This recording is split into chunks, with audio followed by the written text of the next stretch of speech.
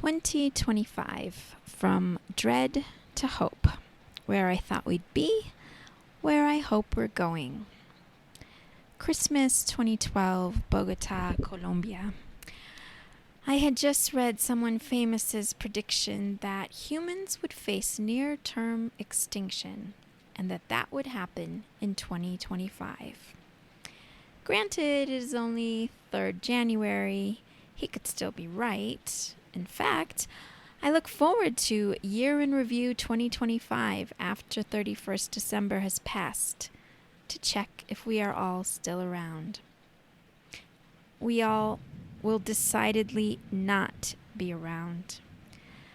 Aside from natural deaths, so many of us will continue to die from genocide, domestic violence, gun crime, car accidents, extreme weather, illnesses due to racism, stress, capitalism, stress, colonialism, stress. Dying through a genocide must feel like near-term human extinction. Absolute collapse. I am guessing that those being genocided aren't feeling glad that cafes in Paris are still open, that folks are flying to the Bahamas on holiday, but maybe I'm wrong. That Christmas 2012, I was full of grief and mourning for the world, for humans, for the animals and plants and ecosystems. My daughter would be 16 years old, turning 17 by the end of 2025. Floods and floods of tears. I came out the other side within a month, founding K-Doozy, an organization to support people in being in awe and in being empowered to do big things in the face of big things. I started coaching as well in 2013. And then 2015 came. People fleeing Syria and many other places, risking all on little boats. Undoing Border Imperialism influenced me a lot. I recommend that book. And I founded an asylum seeker refugee organization in Lincolnshire, England, having moved back to the UK in 2013. Began hosting fleeing folks in our home. I knew very concretely that climate change would lead to more refugees, so of course we should be preparing ourselves for both being climate refugees and for hosting them, supporting them. In October of 2018, that daughter, only turning 10, became inspired by Greta. And off we went on the adventure of Extinction Rebellion. She being a spokesperson, and there's a link to her being a spokesperson on video, and me being a trainer in their principles and values. I am quoted in Peter Gelderloos' new book, They Will Beat the Memory Out of Us, where I say what I learned from XR. Hint, the movement was rife with cult dynamics, founder syndrome, colonialism, racism, ableism, etc. And that led to the work I am doing now. My perspective is that we need to each find our purpose, which can change over time, given what is happening. We don't know how long we each have on this earth, and we don't know how much time we have collectively. What is ours to do in community that makes sense? Although this perspective grounds me, as does the actual work I do, the thought of 2025 coming did still fill me with dread. I had internalized that year since that Christmas 2012, and nothing has convinced me that all is well. And yet, people dying in genocides, in extreme weather events, in poverty, in trafficking, from anti-trans violence, from police violence, from unsafe abortions, from unwanted childbirth, they don't have the privilege of thinking about climate change predictions. Life is much too fragile in the moment. Yes, there is work to be done to prepare for climate change events and to reduce their severity. But dread feels like such a luxury when I am sat here back in Colombia, listening to birdsong with my belly full, warm, fed, loved, medicated for hyperthyroidism, able to navigate my autoimmune disease, knowing my 16-year-old daughter is on holiday in Caparapi, having fun with family and friends. No, with this luxury, with this privilege, I keep working toward my purpose, taking care of myself as best I can, not doing it in isolation, supporting others in finding their way out of isolation, learning to resist, inspiring others to resist, knowing that our best response to anything and everything will be healthy community.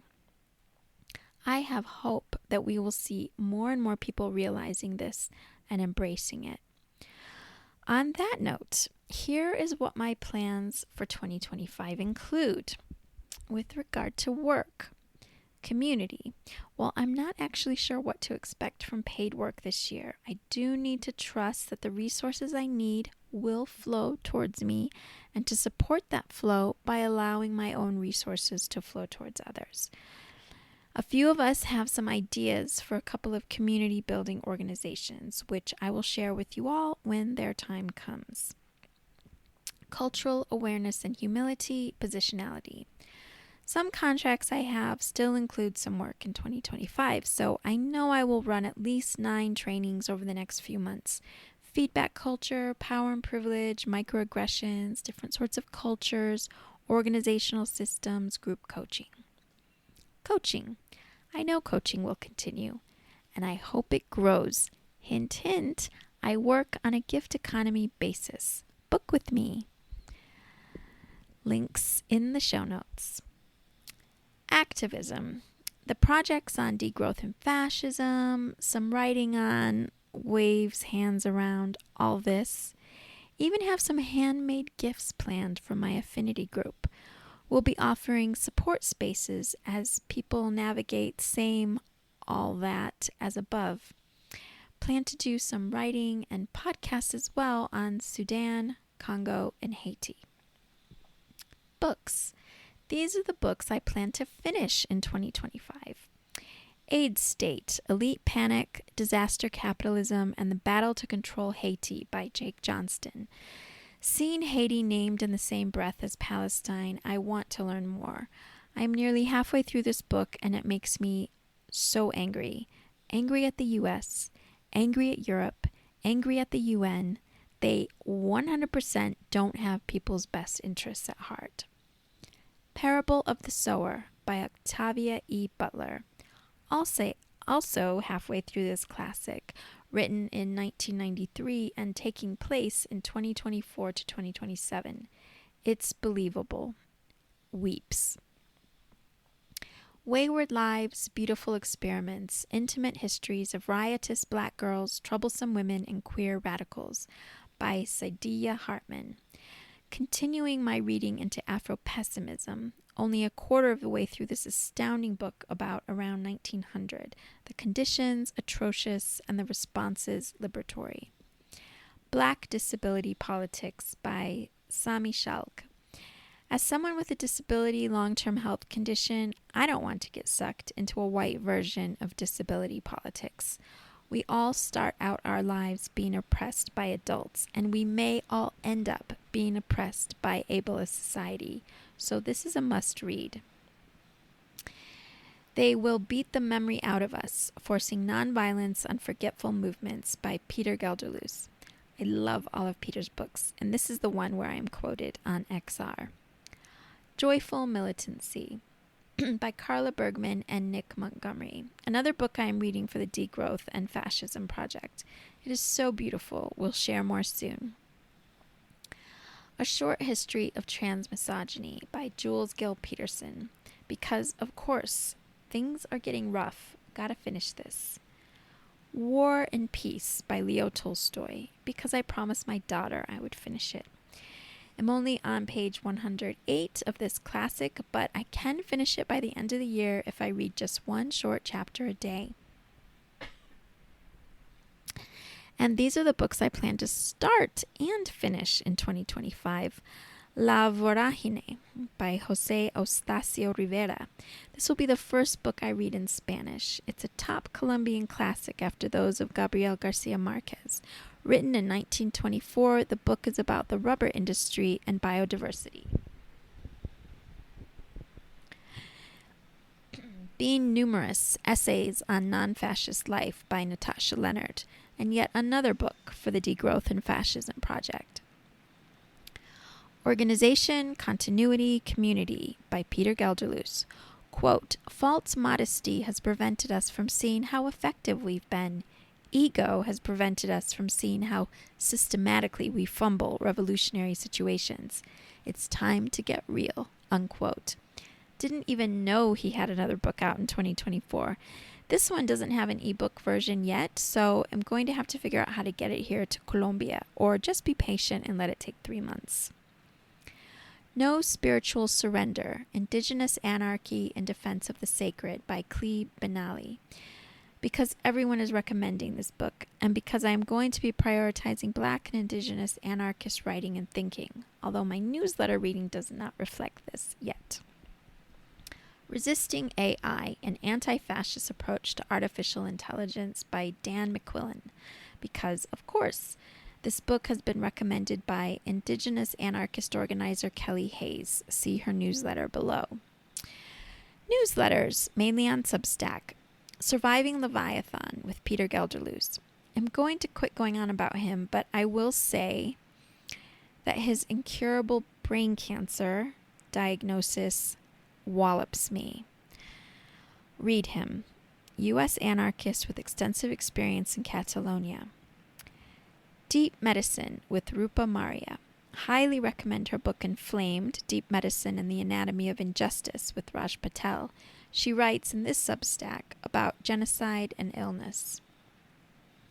New Means with Joshua P. Hill, a Jewish activist in New York City with grounded takes and perspectives in this Substack. Vanishing Points with LOL Overruled. This guy lives in New York City, I think, and is an immigration lawyer. I had been following him on Twitter for a while, but only recently subscribed to his Substack, as I have been appreciating his takes on the 5th December incident in Manhattan. I personally do plan to write about this incident and the aftermath soon. The Catholic Worker Roundtable. The Catholic Worker is cited in so many places as a model for mutual aid, justice, and direct action. I visited the CW in New York City a few times while living there between 1996 and 1998. I will probably write more sometime about how they inspired me to do my own hosting of asylum seekers and refugees. I've also visited their houses in London, Chicago, and Birmingham, England. Meanwhile, this Substack is a digest of all of their publications. Organizing My Thoughts. This is Kelly Hayes' Not on Substack newsletter, and it is always grounded and contains its own roundup of great must-reads. In closing, I am starting 2025 with cough and a sore throat. Not sure if it is COVID or just a cold. No fever. And I know I need to manage any stress that comes up this year much, much better than I did in November, December 2024. I shall be consciously, deliberately relaxing, enjoying the Archers, and staying hydrated. Stay in touch.